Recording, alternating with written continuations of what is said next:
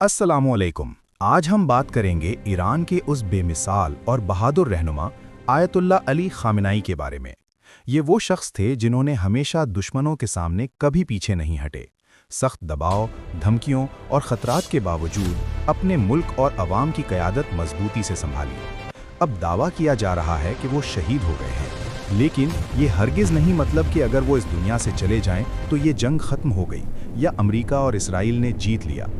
इसके बरक्स अब ईरान के मुस्तकबिल में एक ताकतवर और ज़हीन जानशीन सामने आ सकता है, जो उसी ख़ानदान और खून से ताल्लुक़ रखता है। इसका सबसे ज़्यादा इम्कान और ज़िक्र मुज्तबा खामेनेई का किया जा रहा है।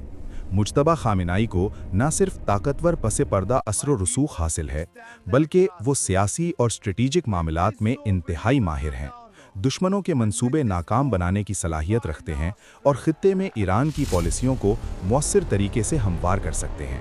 ये वाज़ेह है कि बहादुरी और क़यादत के असरात नस्ल दर नस्ल मुंतकिल होते हैं और मुज्तबा खामेनेई इसकी बेहतरीन मिसाल हैं। एजाज़े कुरान 313 को लाजमी सब्सक्राइब करें।